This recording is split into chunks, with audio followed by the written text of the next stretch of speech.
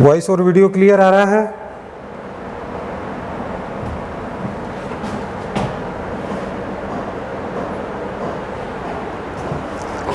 बताइए, वॉइस और video clear आ रहा है सभी को? तो कल हम लोगों ने मेट्रोलॉजी को जो है वो बेसिक रूप से समझा था। अब हम किसको पढ़ेंगे? हम पढ़ेंगे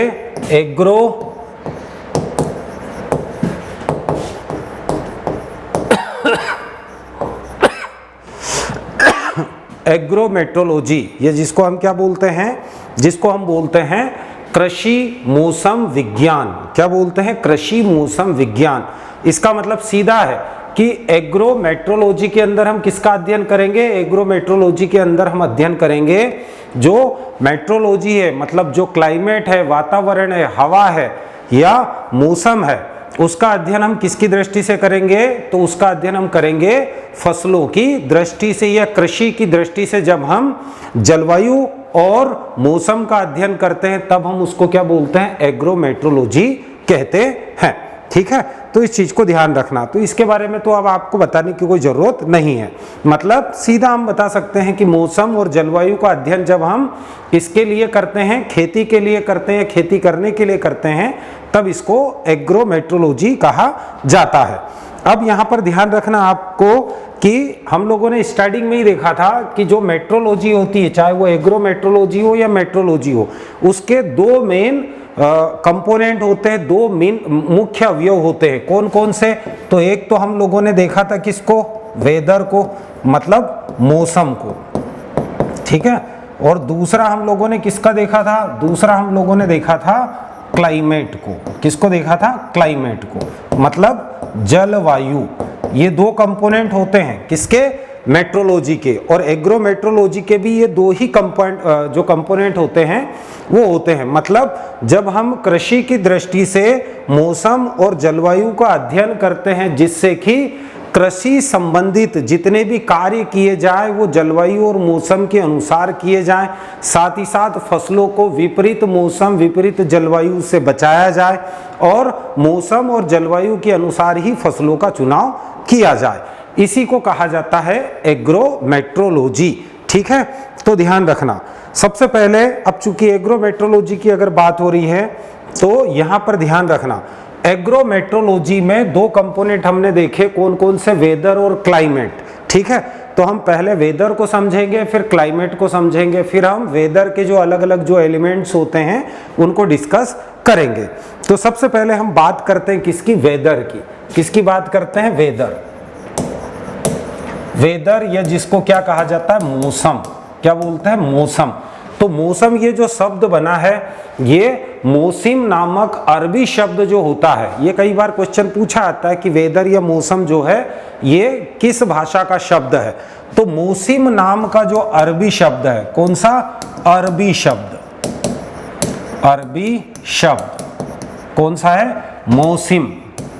मौसिम नाम का जो अरबी शब्द है, मौसिम नाम के अरबी शब्द से ही मौसम की उत्पत्ति हुई है। तो कई बार ये क्वेश्चन पूछ लिया जाता है, इंग्लिश में वेदर बोलते हैं, हिंदी में इसको मौसम बोलते हैं। तो मौसम शब्द की जो उत्पत्ति हुई है वो मौसिम नामक शब्द से हुई है। तो पहली चीज यही ध्यान रखना। फिर अगर हम देखें तो मौसम होता क्या है? वातावरण और वायु की दशाओं में जो लगातार प्रतिदिन बदलाव होते हैं। किसमें? वातावरण और वायु की जो दशा होती है, जो स्टेट्स होती है, जो कंडीशन होती है, उसमें रोजाना हमको जो बदलाव देखने को मिलते हैं उसी को कहा जाता है वेदर या मौसम। उसी को हम क्या कहेंगे? वेदर या मौसम कहेंगे। जैसे अगर हम बोल दें कि भैया आज जो है वो दिन बहुत गर्म है, मतलब हॉट डे है। कैसा डे है? Hot day. आज का दिन गर्म है। या फिर हम बोल सकते हैं कि आज का दिन कैसा है? कोल्ड डे है। आया ना समझ में? या फिर हम क्या बोल सकते हैं? हम बोल सकते हैं कि आज जो है, आज का दिन कैसा है? ड्राई है, सूखा है, ड्राई डे। या फिर हम क्या बोल सकते हैं कि आज जो है, आज जो है रेनी डे है, आज बारिश वाला दिन है, आज बारिश हो रही है। तो सीधी सी बात है कि वातावरण में जो लगातार बदलाव होते हैं मतलब रोजाना जो बदलाव हमको देखने को मिलते हैं, वायु की दशा में जो हमको रोजाना बदलाव देखने को मिलते हैं, उसी को कहा जाता है मौसम। तो मौसम जो है ये अल्पकालीन अवस्था होती है, शॉर्ट टर्म कंडीशन होती है। मतलब शॉर्ट टर्म या शॉर्ट टाइम के लिए अगर कोई सा चेंज होता है, आया ना समझ में, किसमें, जो एटमॉस्फेयर है या फिर हम बोल सकते एयर है, इसमें अगर शॉर्ट टर्म के लिए अगर कोई चेंज होता है, 1 दिन 2 दिन के लिए, 4 दिन के लिए, तब हम इसको क्या कहेंगे, तब हम इसको वेदर या मौसम कहेंगे। कुल मिला के अगर हम देखें तो वातावरण की जो अल्पकालीन घटना है, क्लियर, उसी को हम क्या कहेंगे, उसको हम मौसम कहेंगे। तो मौसम, ये ध्यान रखना, मौसम के बारे में आपको पूछा आता है, इसके जो एलिमेंट्स है वो हम आगे पढ़ेंगे। पहले हम पढ़ लेते हैं क्लाइमेट को। तो ये होता है वेदर या मौसम। दूसरा जो हम लोगों ने एग्रोमेट्रोलॉजी का दूसरा जो कंपोनेंट देखा है, वो हमने क्या देखा है, वो देखा है क्लाइमेट, जिसको क्या कहा जाता है, जलवायु। और क्वेश्चन सबसे ज्यादा यही से पूछे आते हैं, आया ना समझ में, सबसे ज्यादा जो क्वेश्चन पूछे आते हैं वो जलवायु से ही पूछे जाते हैं। जलवायु का जो वर्गीकरण है वो आपको थोड़ा जो है वो शांति से और बारीकी से समझना है, ठीक है। तो सबसे पहले हम देखते हैं ये जो जलवायु शब्द है, ये जलवायु शब्द कहाँ से आया है। तो जलवायु शब्द जो है ये ग्रीक भाषा के क्लीमा शब्द से बना है। किस भाषा से, जो ग्रीक भाषा है, ग्रीक भाषा के क्लीमा शब्द, कौन से, क्लीमा, क्लीमा शब्द से बना है क्लाइमेट, आया ना समझ में। ग्रीक भाषा का जो क्लीमा शब्द होता है इसी से बना है क्लाइमेट या जलवायु। जलवायु क्या होता है, अगर लंबे समय तक मौसम की जो घटनाएं एक जैसी अगर बनी रहे, तब हम इसको क्या कहेंगे, तब हम क्लाइमेट कहेंगे। और क्लाइमेट का जो टाइम पीरियड माना जाता है वो कम से कम 31 वर्ष का माना जाता है। अगर 31 वर्ष तक किसी स्थान पर अगर एक जैसा मौसम अगर बना रहता है, तब हम उसको क्या कहेंगे, क्लाइमेट कहेंगे। मतलब सीधा हम बोल सकते हैं कि मौसम की जो दीर्घकालीन घटना होती है, मतलब अगर मौसम, एक जैसा मौसम अगर लंबे समय तक बना रहता है, तब हम उसको क्या कहेंगे, तब हम उसको क्लाइमेट कहते हैं। अगर किसी स्थान पर लंबे समय तक अगर मान लो बारिश नहीं हो, 15 साल, 20 साल, 30 साल, 35 साल तक अगर कम बारिश हो, तब हम उसको एरिड जोन कहेंगे या एरिड क्लाइमेट कहेंगे। कहीं पर अगर बहुत ज़्यादा बारिश होती रहे, तब हम उसको ह्यूमिड क्लाइमेट कहेंगे। मतलब लंबे समय तक, कई वर्षों तक अगर एक जैसा अगर बारिश का मौसम बना रहे तो ह्यूमिड क्लाइमेट, आया ना समझ में। तो अगर लंबे समय तक मौसम की जो घटनाएं होती है उसी को कहा जाता है क्लाइमेट। क्लाइमेट और मौसम में यही अंतर है, इसको और दूसरे तरीके से हम समझ ही नहीं सकते। क्यों? क्योंकि सीधा हम लोगों ने बोला वेदर, जो भी वातावरण या एटमॉस्फेयर के अंदर जो भी फिजिकल चेंजेस आते हैं शॉर्ट टाइम के लिए, उसको हम क्या बोलते हैं, वेदर बोलते हैं। और एटमॉस्फेयर में लंबे समय के लिए अगर कोई आपको कंडीशन मिलती है, ये अगर लंबे समय तक एटमॉस्फेयर में एक जैसा अगर वेदर या मौसम बना रहे, तब हम उसको क्या कहेंगे, तब हम उसको क्लाइमेट कहेंगे। ठीक है, की परिभाषा लिखवा दें। परिभाषा लिखने की जरूरत ही नहीं है, बहुत आसान है भैया। मैंने आपको बोला है ना, क्या होता है मौसम, क्या होता है, तो वातावरण के अंदर जो अल्पकालीन घटनाएं होती हैं, आया ना समझ में, शॉर्ट टाइम फिनोमिनाज आपको एटमॉस्फेयर में जो देखने को मिलते हैं उनको क्या कहा जाता है, उसको मौसम कहते हैं। और लॉन्ग टाइम के लिए अगर एटमॉस्फेयर में कोई सा फिनोमिना अगर आपको देखने को मिलता है, तब हम उसको क्या कहेंगे, क्लाइमेट कहेंगे। बहुत आसान है, ठीक है।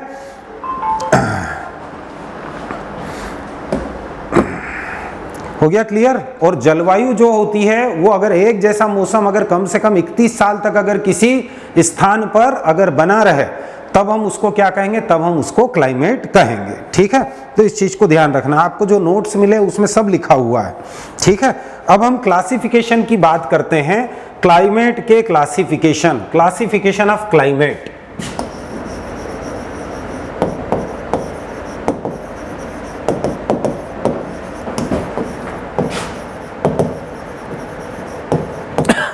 ये मोस्ट टाइम यहां से आपको पूछा जाता है।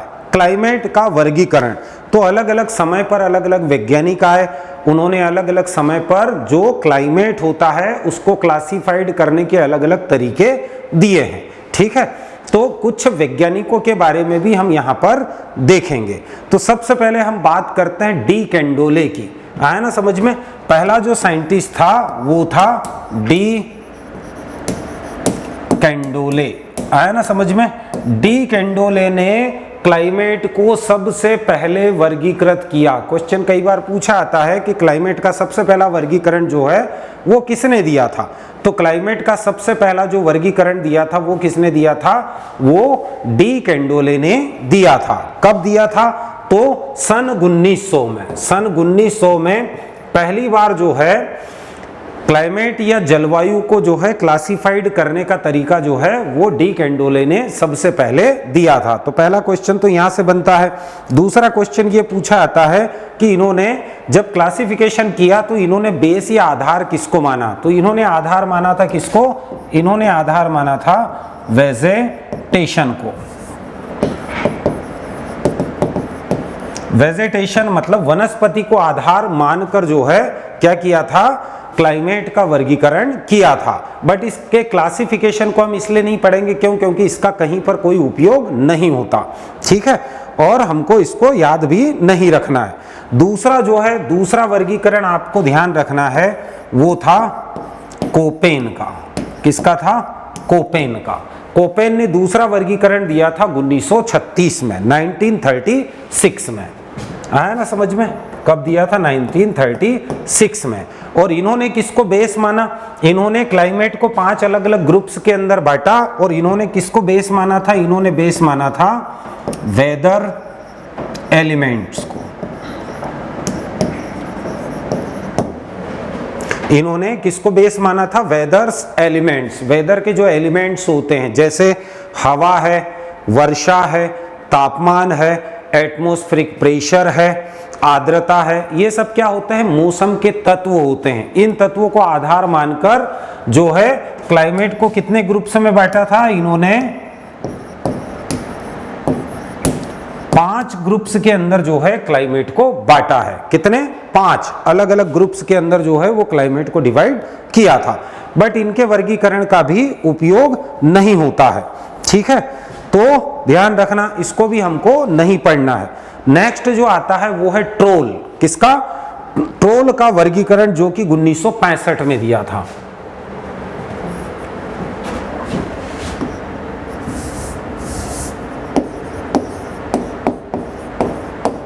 ट्रोल का 1965 में, 1965 में ट्रोल ने फिर जो है क्लाइमेट को क्लासिफाइड करने के लिए जो है एक नया तरीका खोजा। और इन्होंने किसको आधार माना, तो इन्होंने बेस माना था किसको, ये ध्यान रखना, इन्होंने बेस माना था टेम्परेचर को एंड ह्यूमिडिटी। किसको माना था, ह्यूमिडिटी। इन्होंने तापमान और आर्द्रता को आधार मानकर जो है क्लाइमेट का क्लासिफिकेशन दिया था, ठीक है, इस चीज को ध्यान रखना। और ये क्वेश्चन भी पूछा आता है कि एग्रीकल्चर पर्पस के लिए जो सूटेबल होता है, तो ध्यान रखना एग्रीकल्चर पर्पस के लिए अगर हम देखें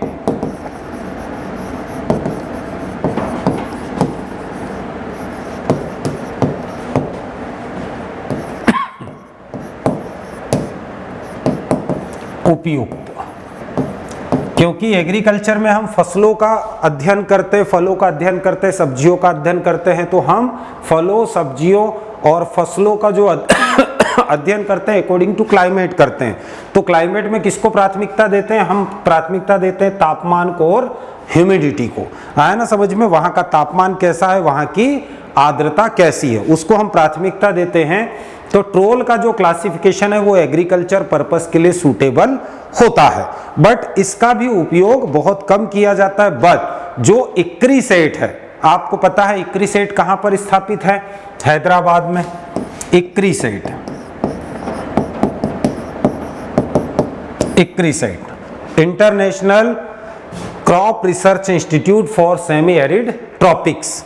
तो इसने इसके क्लासिफिकेशन को यूज करके क्या किया, तो जो सेमी एरिड ट्रॉपिक्स होते हैं, इस ट्रोल के क्लासिफिकेशन को आधार मानकर जो है, जो सेमी एरिड ट्रॉपिक्स होते हैं, कौन से, सेमी एरिड ट्रॉपिक्स, क्लियर, इनको क्लासिफाइड किया है। जो सेमी एरिड ट्रॉपिक्स होते हैं वो कितने प्रकार के होते हैं, उनके अंदर किस किस प्रकार का क्लाइमेट होता है, तो इक्रिसेट ने ट्रोल के क्लासिफिकेशन को आधार मानकर ही क्या किया, सेमी एरिड ट्रॉपिक्स का क्लासिफिकेशन किया है।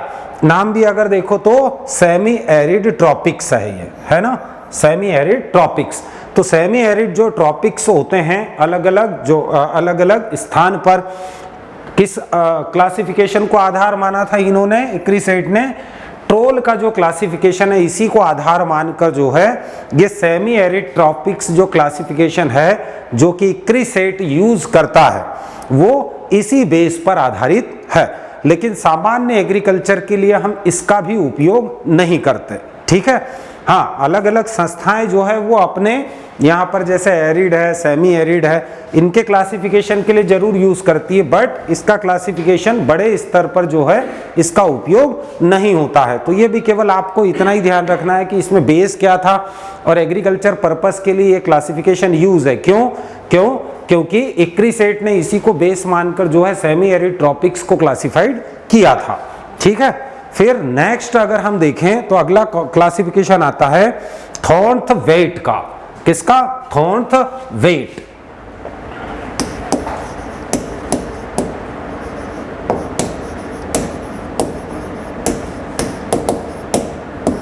थॉर्नथवेट का क्लासिफिकेशन 1931 में और बाद में इसमें 1948 में क्या किया था, अमेंडमेंट किया था, सुधार किया था। और ये क्लासिफिकेशन से आपको क्वेश्चन पूछे जाते हैं, आया ना समझ में।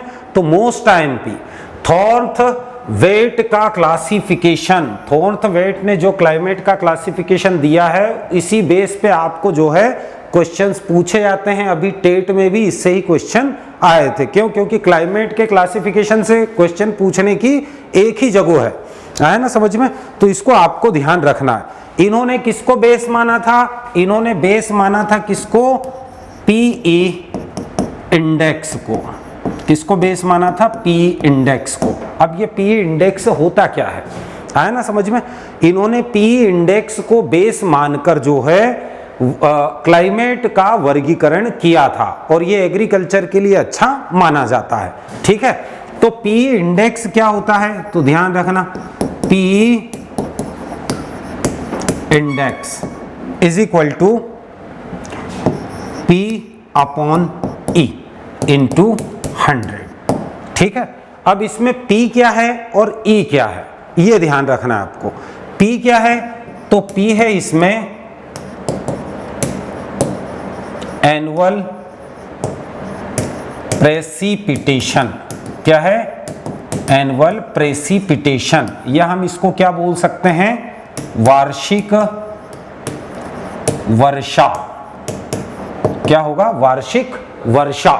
मतलब पूरे साल में कितनी वर्षा होती है। हम वर्षा को रेन भी बोलते हैं, आया ना समझ में।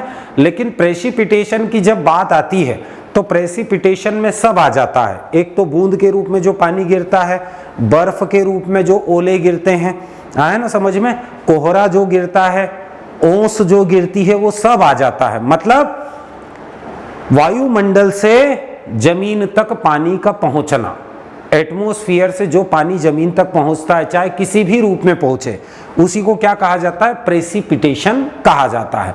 तो साल भर में कितना प्रेसिपिटेशन हो रहा है, मतलब साल भर में उस स्थान पर कितनी बारिश हो रही है, मतलब मिट्टी में कितना पानी जा रहा है, कहां से? वायुमंडल से, उसको कहा जाता है पी, ठीक है। और ई जो है ये है एनुअल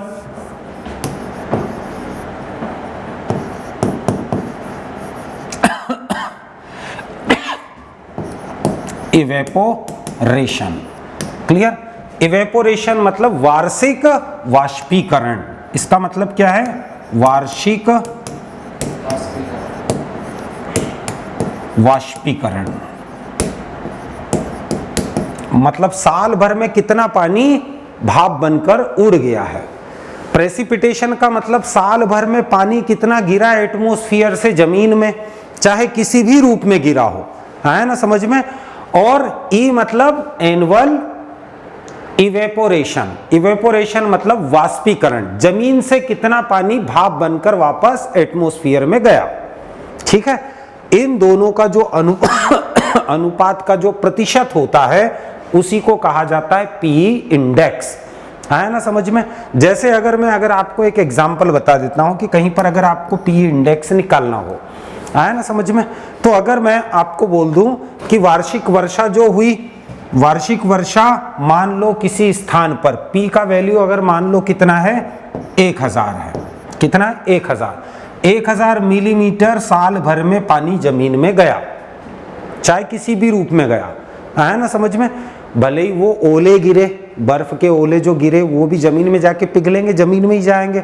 ओस गिरती है, कोहरा गिरता है, धुंध गिरती है, पाला गिरता है, किसी भी रूप में अगर वायुमंडल की नमी अगर जमीन में जाती है या बारिश होती है ना समझ में, तो साल भर का जो प्रेसिपिटेशन है वो 1000 mm है। ठीक है, और वाष्पोत्सर्जन जो हुआ, जमीन से जो पानी उड़ा वो उड़ा कितना, वो उड़ा 400 mm। कितना? 400 mm। हो गया क्लियर? आपको क्या निकालना है? P index. तो पी इंडेक्स आप निकाल लो, ये कैंसिल हो गया, mm से mm भी। क्लियर? अब आपका ये कितना हो जाएगा, इसको हम डिवाइड करेंगे 2.5। क्लियर? 2.5 में हम क्या करेंगे, 100 से मल्टीप्लाई कर देंगे, तो 100 से मल्टीप्लाई करेंगे तो कितना हो जाएगा, ये 250, इतना हो गया। आया समझ में? क्लियर हुआ? तो पी इंडेक्स कितना आ गया, 250% आ गया। हो गया क्लियर? कोई डाउट तो नहीं है? समझ में आया ना? अच्छा, कभी कभी क्या होता है, एक बार एडीए की एग्जाम में एक क्वेश्चन पूछा था। क्या पूछा था क्वेश्चन, कि जो एरिड क्लाइमेट होती है, एरिड मतलब शुष्क, शुष्क क्लाइमेट में अगर हम देखें तो पी इंडेक्स माइनस में होता है हमेशा। अभी मैं बताऊंगा आपको कैसे। पी इंडेक्स हमेशा कैसा होता है, माइनस में होता है, उल्टा होता है, मतलब 0 से भी कम होता है। इसका मतलब जो इवेपोरेशन है, जो एरिड क्लाइमेट होती है, शुष्क जलवायु होती है, वहां वाष्पीकरण ज्यादा होता है, ई का वैल्यू, और प्रेसिपिटेशन कम होता है, बारिश कम होती है, बट जमीन का पानी जो है वो ज्यादा भाप बनकर क्या करता है, उड़ता है। तो यहां पर अगर हम देखें, मान लो अगर किसी स्थान पर बारिश हो रही है 200 mm, कितनी, 200 mm बारिश हो रही है, और वहां वाष्पीकरण जो हो रहा है वो है 800 mm। कितना है, 800 mm। ठीक है, कितना है, 800 mm है। हुआ क्लियर? तो यहां पर अगर हम देखें तो यहां उल्टा हो गया, उल्टा हो गया मतलब 0 से नीचे जा रहे हैं हम। आया ना समझ में? तो इसको आपको खास करके ध्यान रखना है। समझ में आया ना? तो ऐसे स्थान जहां पर क्या होते हैं, जहां पर शुष्क क्षेत्र होते हैं, वहां पर वाष्पीकरण ज्यादा होता है और प्रेसिपिटेशन कम होता है। आया ना समझ में? और जहां पर ह्यूमिड क्लाइमेट होती है, ह्यूमिड क्लाइमेट मतलब आर्द्र जलवायु, वहां पर प्रेसिपिटेशन ज्यादा होता है और इवेपोरेशन कम होता है। आया समझ में? हो गया क्लियर इतना? अब ध्यान रखना, अब ये तो पी इंडेक्स निकाला जाता है, उस स्थान का पी इंडेक्स निकालते हैं, और वो इंडेक्स आपको बताता है कि वहां की जलवायु कैसी है। तो अब हम यहां पर एक चार्ट को देखते हैं। क्या देखते हैं? चार्ट को। अब चार्ट में ध्यान रखना भैया, एक साइड तो मैं लिख रहा हूं किसको, क्लाइमेट को। आया ना समझ में? ये है क्लाइमेट, दूसरा कॉलम जो है वो है वेजिटेशन, वनस्पति। ठीक है, और थर्ड कॉलम में मैं आपको लिख रहा हूं पीई इंडेक्स। ठीक है, समझ में आया? तो पीई का वैल्यू तो निकाल लोगे ना।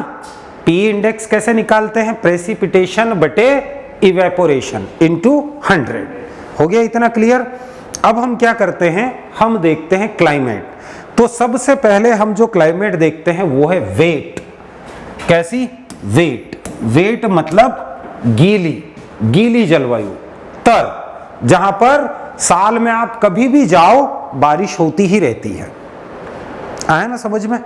और यहां पर आपको जो वनस्पति मिलती है वो किस टाइप की वनस्पति मिलती है, यहां पर आपको मिलते हैं रेन फॉरेस्ट।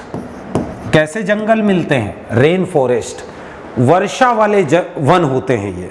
मतलब यहाँ पर साल भर बारिश होती रहती है। बाय चांस कभी ऐसा दिन होता है जिस दिन पानी नहीं गिरता, बाकी साल में अधिकतर समय बारिश होती रहती है। आया ना समझ में?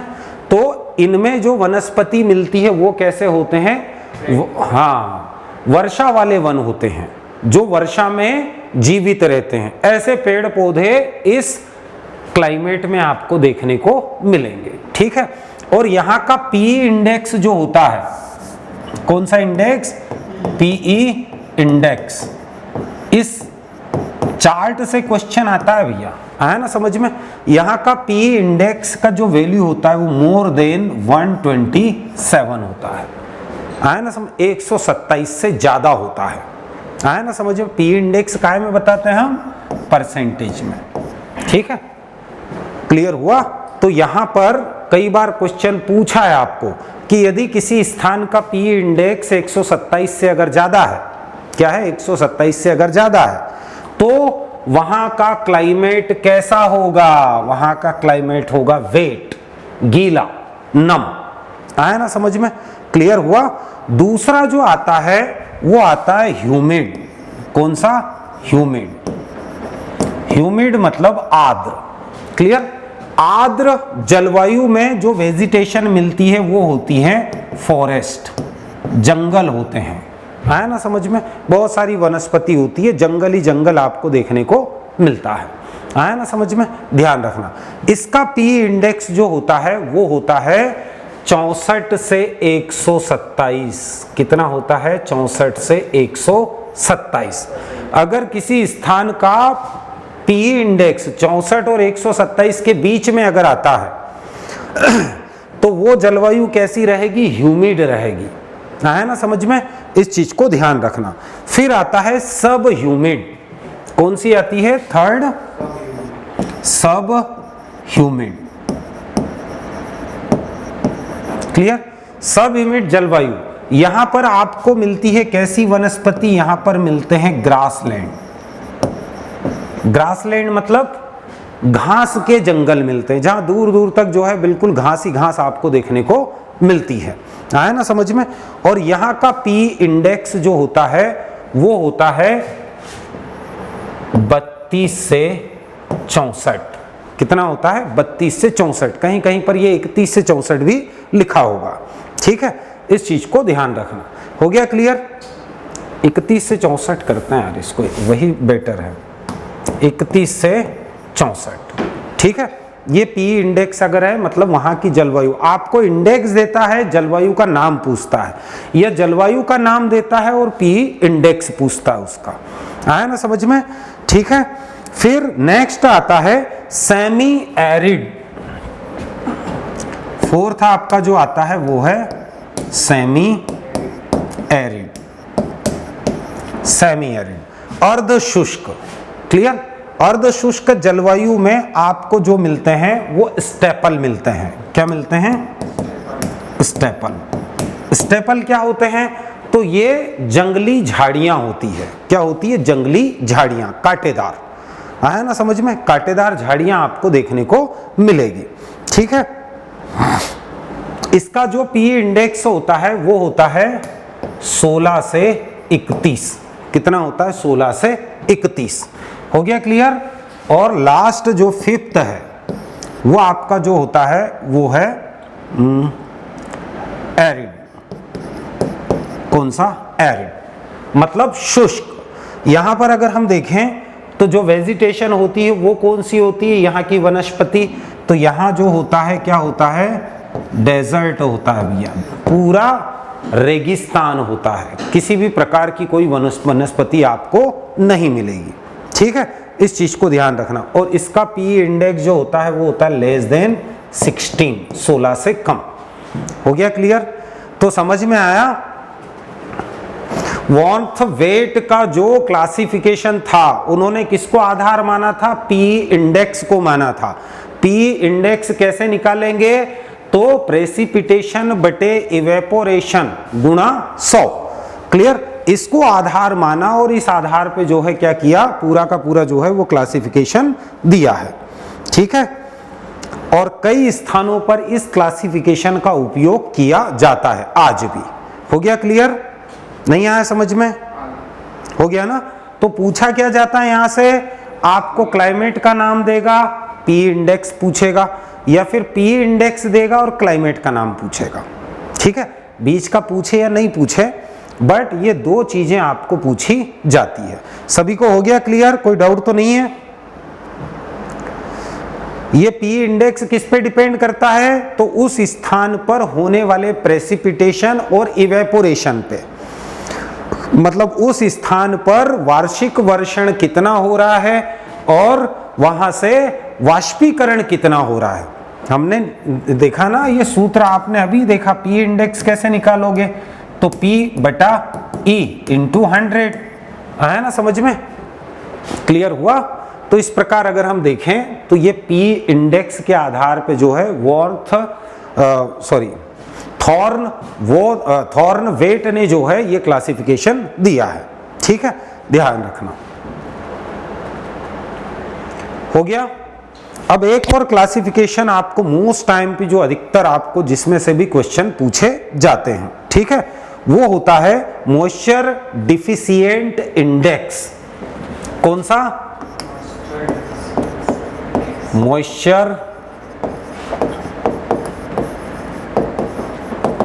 Deficient index. ठीक है, इसको शॉर्टकट में कहा जाता है मॉइस्चर डिफिशिएंट इंडेक्स, MDI। है ना समझ में? क्या बोलते हैं? MDI। तो इसमें भी जो क्वेश्चन पूछे जाते हैं वो यही पूछा जाता है, अलग अलग क्लाइमेट का जो MDI वैल्यू जो आपको देगा तो आपको क्लाइमेट बताना है, या फिर क्लाइमेट का नाम देगा तो MDI वैल्यू का नाम मान आपको बताना है। ठीक है, ध्यान रखना। अब ये किसने दिया था, तो ये कृष्णन और सिंह करके दो वैज्ञानिक थे। कौन थे? कृष्णन और सिंह। ये दो वैज्ञानिकों ने मिलकर ये वर्गीकरण दिया। तो किसने दिया? ध्यान रखना भैया, ये वर्गीकरण किसने दिया? Most time P clear? किसने दिया?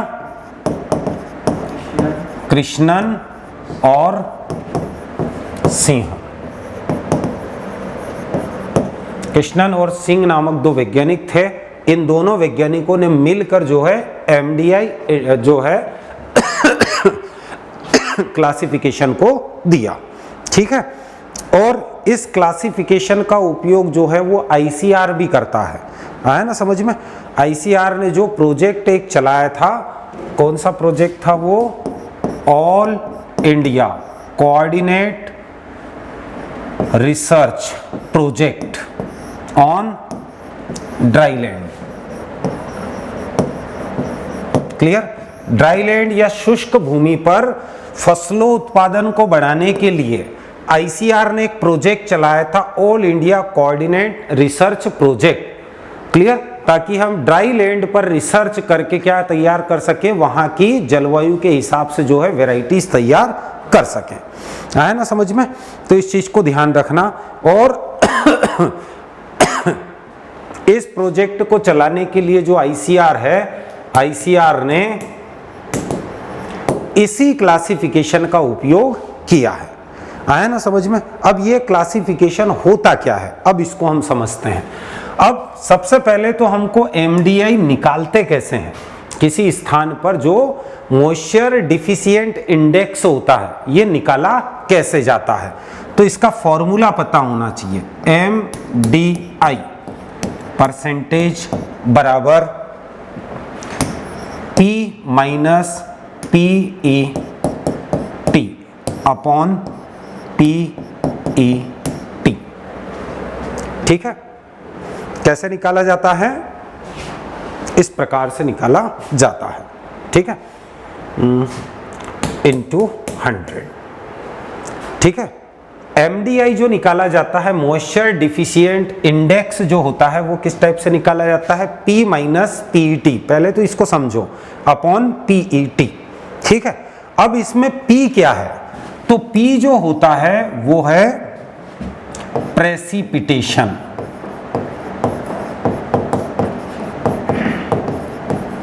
मतलब वर्षण, उस स्थान पर वर्षा कितनी हो रही है, आया ना समझ में, बारिश कितनी होती है, ठीक है। फिर पीईटी, पीईटी क्या होता है, पोटेंशियल इवेपो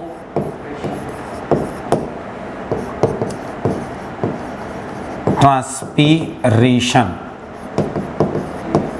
क्लियर, मतलब हम बोल सकते हैं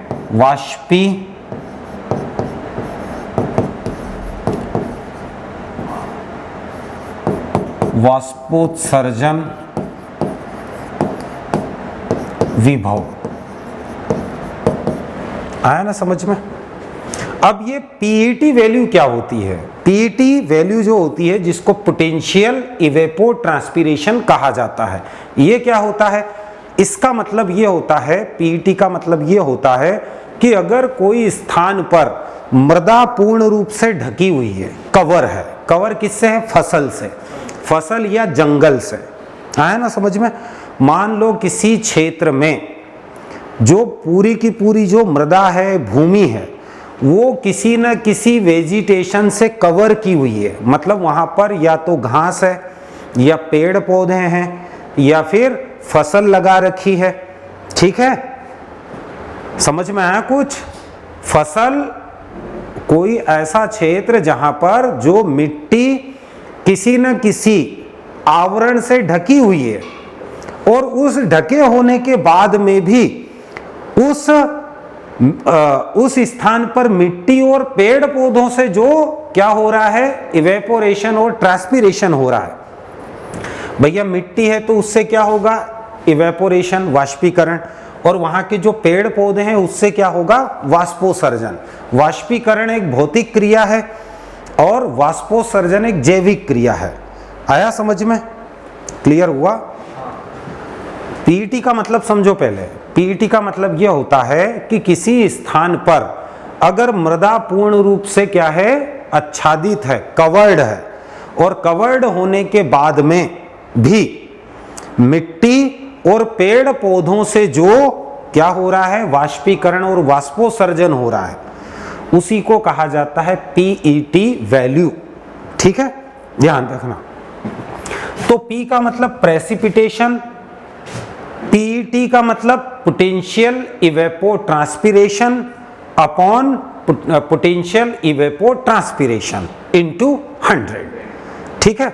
आपको ये निकालने के लिए नहीं बोलेगा, ये तो मैं आपको बता रहा हूं कि इस जो मॉइस्चर डिफिशिएंट इंडेक्स है इसको कैसे निकाला जाता है, क्योंकि आपको इतना, ये तो जो स्पेशली कोई अगर मेट्रोलॉजी का ही कोई एग्जाम देगा तब उसको जाके जो है इसके बारे में डीप में पूछता है। आपको तो जो MDI है, मॉइस्चर डिफिशिएंट इंडेक्स जो होता है, इस इंडेक्स के अकॉर्डिंग जो क्लाइमेट का क्लासिफिकेशन किया है वो ध्यान रखना है। जैसे अभी थोड़ी देर पहले हमने एक क्लासिफिकेशन पढ़ा था, पी इंडेक्स, आया ना समझ में, पढ़ा था ना, वॉर्थ वेट ने जो क्लासिफिकेशन दिया था, कौन सा, पी इंडेक्स को उन्होंने आधार माना था। इस क्लासिफिकेशन में किसको आधार माना है, क्लाइमेट को क्लासिफाइड करने के लिए, MDI को, मॉइस्चर डिफिशिएंट इंडेक्स को। तो मॉइस्चर डिफिशिएंट इंडेक्स निकाली कैसी जाती है, तो जो प्रेसिपिटेशन होता है उसमें से हम क्या करते हैं, उस स्थान का जो प्रेसिपिटेशन है उसमें से पोटेंशियल इवेपो ट्रांसपीरेशन को घटाते हैं और फिर पोटेंशियल इवेपो ट्रांसपीरेशन से डिवाइड करते हैं और उसमें 100 से क्या करते हैं, मल्टीप्लाई करते हैं, तब जाके क्या आता है, MDI वैल्यू आता है, आया ना समझ में। अब हम देखते हैं कि MDI वैल्यू के हिसाब से जो है वो किस प्रकार क्लासिफिकेशन किया गया है। तो ये चार्ट मोस्ट MP है, ठीक है, ध्यान रखना। अब सबसे पहले हम देखते हैं, एक तो हम कॉलम बना लेते हैं क्लाइमेट, ठीक है, दूसरे साइड हम बताते हैं MDI वैल्यू, ठीक है, MDI moisture deficient index value, ठीक है। तो ये मॉइस्चर डिफिशिएंट इंडेक्स वैल्यू जो है ये क्या करेगी, ये डिसाइड करेगी कि उस स्थान का क्लाइमेट कैसा है। कैसे, देखो सबसे पहले हम बात करते हैं प्री ह्यूमिड की। पहला क्लाइमेट प्री ह्यूमिड, ठीक है। प्री ह्यूमिड मतलब ह्यूमिड से भी ज्यादा ह्यूमिड, एकदम गीला। हमने वहां वेट बोला था पी इंडेक्स में, यहां पर हमने जो क्लासिफिकेशन दिया है, क्लियर, कृष्णन और सिंह ने जो क्लासिफिकेशन दिया है उन्होंने यहां वेट नहीं बोला है, यहां पर इन्होंने क्या बोला, प्री ह्यूमिड बोला, मतलब अति आर्द्र, आर्द्र से भी ज्यादा आर्द्र, जहां साल भर बारिश हो रही है, ठीक है। तो इसके लिए जो एमडीआई वैल्यू होती है वो होती है मोर देन 100। कितनी होती है, 100 से ज्यादा। अगर किसी स्थान की एमडीआई वैल्यू कितनी निकले, 100 से ज्यादा निकले, तो वहां का क्लाइमेट कैसा है, प्री ह्यूमिड है। हो गया क्लियर, समझ में आया। दूसरा जो है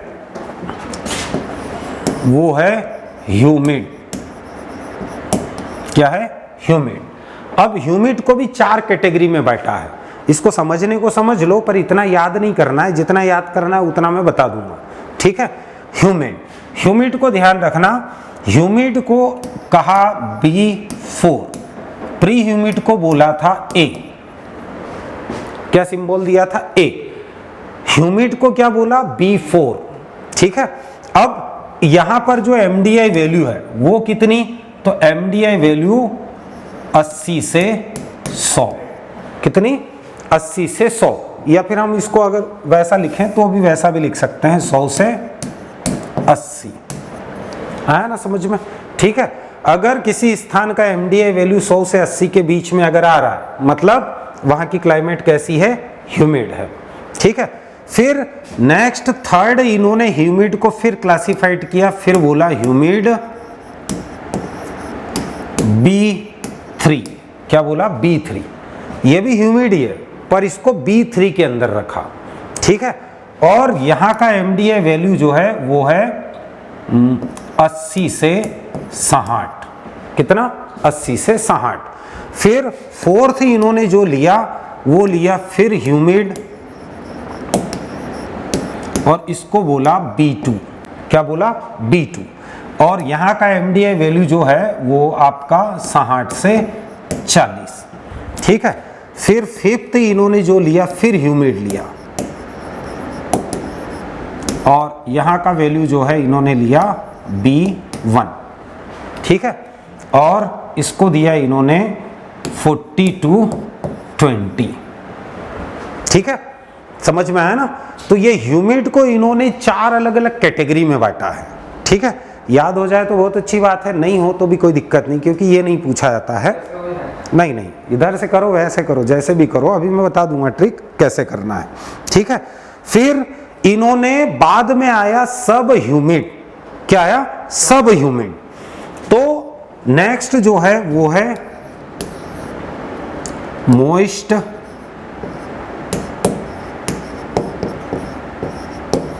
सब ह्यूमिड, क्लियर, मोइस्ट सब ह्यूमिड, इसको इन्होंने बोला C2, क्या बोला, C2। और ये आपका जो है ये है 20 से 0, कितना, 20 से 0 तक आ गए। ये ऊपर वाला सब ह्यूमिड वाला है, आर्द्र वाला है, ठीक है। अब आपको आर्द्र वाला याद नहीं करना है, अगर हो जाए तो ठीक है, नहीं तो कोई दिक्कत नहीं है, ठीक है। आपको जो याद करना है वो एरिड वाला करना है, ड्राई वाला, है ना समझ में। इसी के नीचे जब हम जाते हैं तो फिर आता है ड्राई सब ह्यूमिड,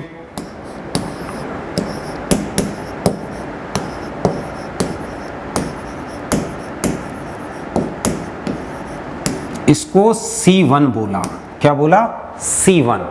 और ये जो है 0 to -33.3, क्या है, 0 से कितना, -35.3, हो गया क्लियर।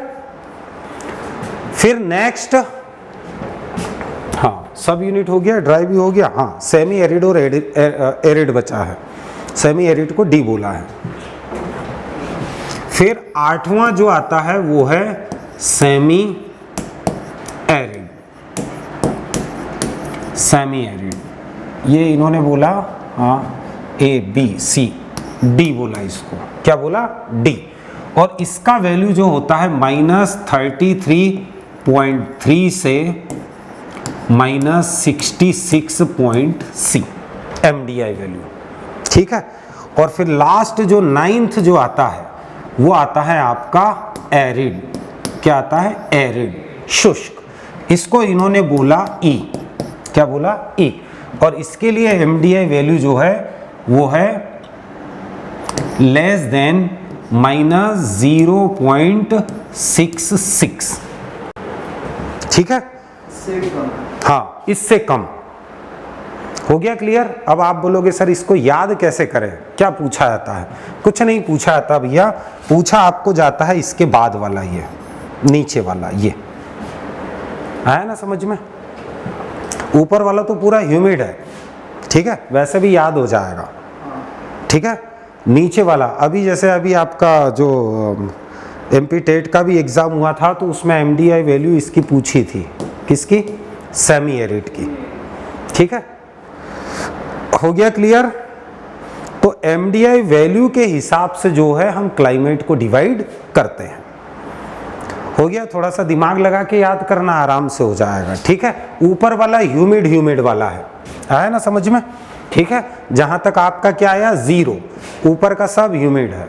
आप इसको उल्टे तरीके से याद कर लो, फिर इसको 0 से नीचे याद करना है तो ड्राई, सब ह्यूमिड, ठीक है, फिर सेमी एरिड, फिर एरिड।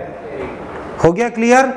ये 3 का MDI वैल्यू अधिकतर पूछा जाता है, और मैं तो केवल ये 3 का ही बताने वाला था, बट चूंकि आपको ऊपर से नीचे तक क्लियर हो जाए। हो गया क्लियर। और इसमें भी सबसे ज्यादा आपको पूछता है सेमी एरिड का और एरिड का, ठीक है। बताइए भैया, चलो ठीक, बहुत बढ़िया। तो इस प्रकार हम देखें तो हम क्लाइमेट के क्लासिफिकेशन कर सकते हैं, आया ना समझ में, क्या कर सकते हैं, क्लाइमेट के क्लासिफिकेशन। MDI वैल्यू याद रखना, ये 3 की आखिरी वाले की पूछी जाती है। ऊपर से एक बार पढ़ोगे तो आपको ऊपर वाला तो समझ में आ जाएगा, ठीक है, बट एरिड की जहां बात शुरू होती है, ड्राई की, एरिड की, तो यह आपका सेमी ड्राई, सब ह्यूमिड, फिर सेमी एरिड और एरिड, 3 का ज्यादा पूछा जाता है। तो ये हमारा जो था, ये था क्लाइमेट का क्लासिफिकेशन। तो हम लोगों ने वेदर भी पढ़ा, क्लाइमेट भी पढ़ा, ठीक है। अब हमको पढ़ना पड़ेंगे क्या, हमको पढ़ना पड़ेगा एलिमेंट्स, किसके, वेदर के। तो वेदर के एलिमेंट्स पढ़ने से पहले हम ये पढ़ेंगे कि वेदर्स के एलिमेंट पाए कहाँ जाते हैं। मौसम के जो अंग होते हैं, तत्व होते हैं, जैसे दाब है, वर्षा है, बादल है, आर्द्रता है, तापमान है, ये कहाँ पर पाए जाते हैं, एटमॉस्फेयर में। एटमॉस्फेयर में भी कहाँ, क्योंकि एटमॉस्फेयर में तो अलग अलग परतें होती है, ठीक है। तो एटमॉस्फेयर में भी कहाँ पाए जाते हैं। तो सबसे पहले तो हम बात करते हैं किसकी, एटमॉस्फेयर की। किसकी बात करते हैं,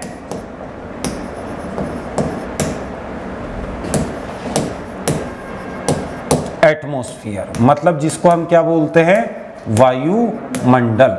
आया ना समझ में, वायुमंडल। तो वायुमंडल को हम आसानी से समझ सकते हैं भैया, ये हमारी पृथ्वी है, आया ना समझ में।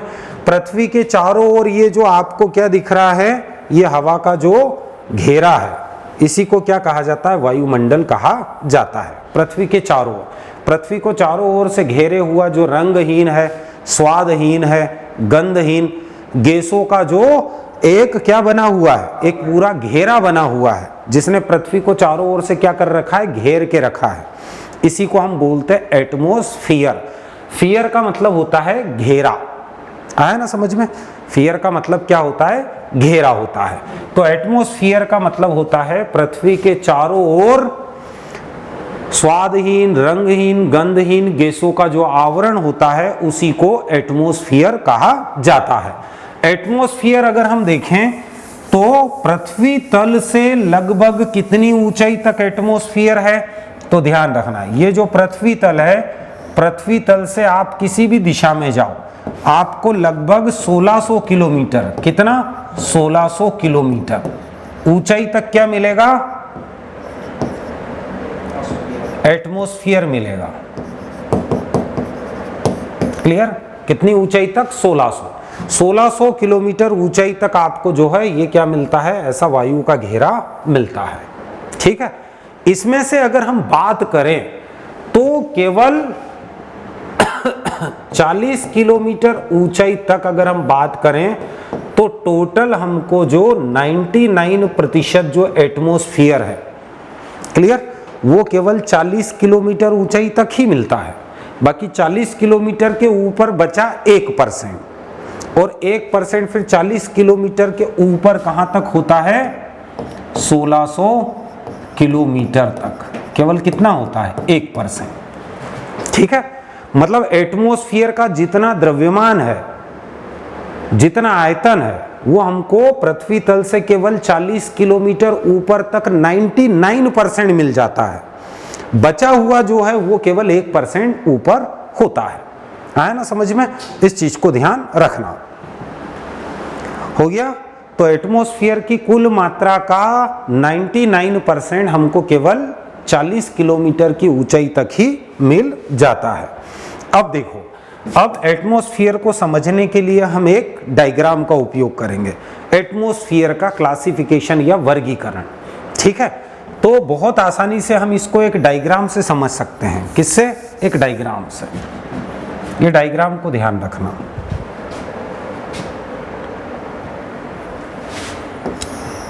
आपको पढ़ने की जरूरत नहीं पड़ेगी। ठीक है, सबसे पहले हम देखते हैं, ये है हमारी क्या, ऊंचाई। एटमॉस्फेयर में हम जैसे जैसे ऊपर जाएंगे आपको अलग अलग क्या मिलती है, लेयर्स मिलती है। आया ना समझ में। फिर इधर अगर हम देखें तो ये है तापमान, क्या है, तापमान, टेम्परेचर। ये है -100, ये है 0, ये है 60, ये है 100, ये डिग्री सी में है, ये है 200, ऐसे बढ़ते गए हम। आया ना समझ में। अब देखो, जब हम बात करते हैं एटमॉस्फेयर में 4 अलग अलग परतें हैं। कितनी परतें हैं, 4। सबसे नीचे वाली है ट्रोपोस्फियर। क्या है, ट्रोपोस्फियर, जिसको क्षोभ मंडल कहा जाता है, या फिर हम अधोमंडल बोलते हैं। ठीक है, तो सबसे नीचे वाली परत को देखो भैया, सबसे नीचे वाली परत ये, अब गोल रहता है इसलिए हम थोड़ा सा इसको कर्व देंगे। क्या देंगे, थोड़ा सा कर्व, ऐसा। आया ना समझ में, क्योंकि गोल होता है ना ऐसा एटमॉस्फेयर। ठीक है, फिर इसके ऊपर जब हम जाते हैं तो अगली परत हमको जो मिलती है, नेक्स्ट, क्लियर,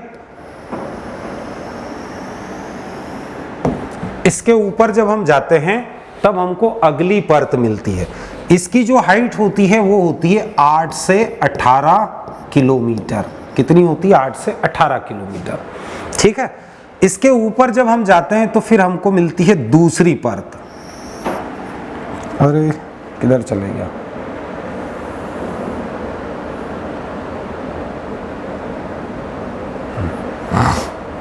इसके ऊपर जब जाते हैं तो फिर हमको क्या मिलती है, अगली परत मिलती है।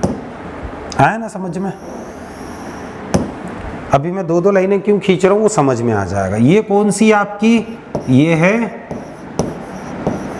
ट्रोपोस्फियर। क्या है, ट्रोपोस्फियर। दूसरी आपकी जो होती है वो होती है स्ट्रेटोस्फियर। आया ना समझ में, जिसको समताप मंडल कहा जाता है। ठीक है, उसके ऊपर जब हम जाते हैं तो फिर हमको मिलती है एक और परत।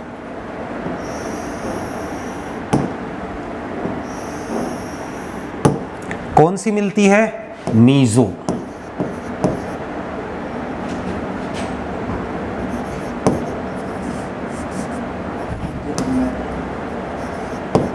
मीजोस्फीयर, ठीक है।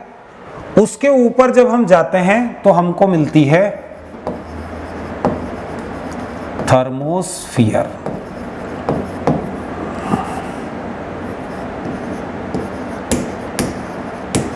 हो गया, 4 परतें हो गई, पहली, दूसरी, तीसरी और ये चौथी। और इसके ऊपर अगर जाएंगे तो फिर हमको मिलता है एक्सोस्फीयर, बाह्य मंडल है वो। आया ना समझ में?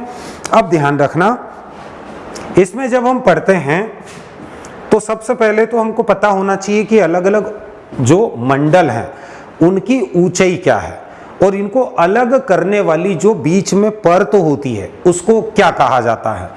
तो ट्रोपोस्फियर और स्ट्रेटोस्फियर के बीच में जो अलग, इन दोनों को अलग करने वाली एक पतली परत होती है जिसको कहा जाता है ट्रोपोपाज।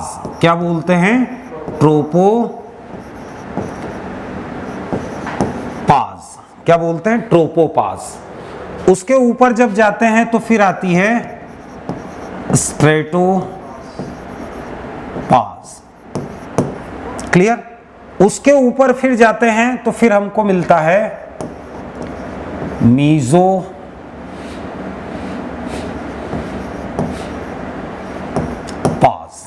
ठीक है? उसके ऊपर ये क्या है? ये परतें हैं जो अलग करती है। ठीक है, ध्यान रखना। अब ये आपकी 8 से 18 किलोमीटर की ऊंचाई हो गया। क्लियर?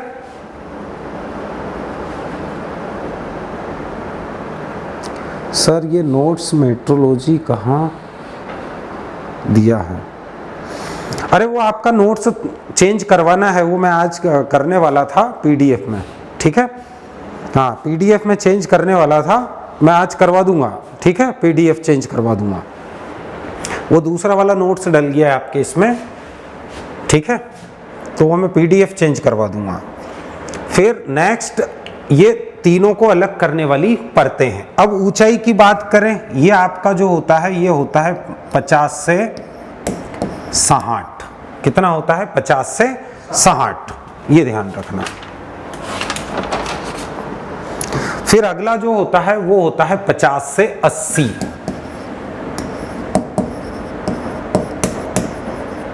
किलोमीटर। ठीक है, और इसके ऊपर जो होता है वो होता है 80 से 500 किलोमीटर। ठीक है, तो इस प्रकार अगर हम देखें तो 8 से 18 किलोमीटर।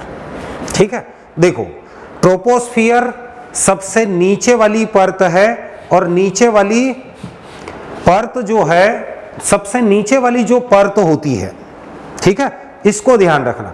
ये जितनी भी भौतिक घटनाएं हो रही है, भौतिक घटनाएं मतलब बारिश होना, बादल बनना, हवा तेज चलना, धूल के कण, ये सब दुनिया भर की जो फिजिकल जो चेंजेस आते हैं वो केवल ट्रोपोस्फियर में ही होते हैं, और यहीं पर हमारा हवाई जहाज भी उड़ता है।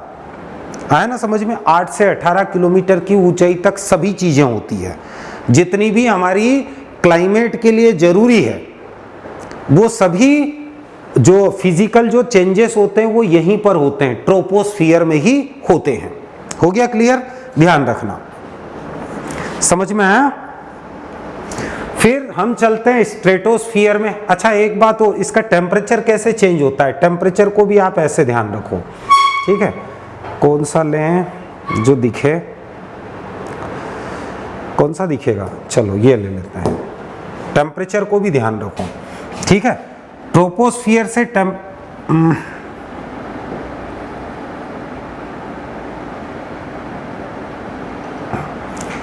यहां से अगर हम देखें तो आपका इस टाइप से जाता है टेम्परेचर, फिर यहां से ऐसे जाता है, फिर यहां से ऐसे जाता है। ठीक है, और फिर ये टेम्परेचर ऐसे बढ़ता है। मतलब इधर -100 है, इधर अगर ये लाइन आई मतलब टेम्परेचर घटेगा, 100 से दूर गई मतलब बढ़ेगा। तो ट्रोपोस्फियर में जब ऊपर जाएंगे तो टेम्परेचर घटेगा। आया ना समझ में? क्लियर हुआ? समझ में आ रहा है ना? और जब हम स्ट्रेटोस्फियर में जाएंगे तो टेम्परेचर बढ़ेगा। ठीक है, ऊपर जाते जाते बहुत ज्यादा हो जाएगा। फिर वापिस जैसे ही मीजोस्फियर में जाएंगे तो टेम्परेचर वापिस घटेगा। और मीजोस्फीयर से जब थर्मोस्फीयर में जाएंगे तो बहुत स्पीड से टेम्परेचर बढ़ेगा। ठीक है, तो ये डायग्राम को सबसे पहले आपको जो है क्या करना है, क्लियर करना है। समझ में आया ना, ये डायग्राम से ही आपको जो है इन सभी को समझना है। ठीक है, तो आज की क्लास को यही स्टॉप करते हैं, इसके बाद एक लेक्चर और है, उसमें हम इसको आगे कंटिन्यूअस करेंगे। ठीक है।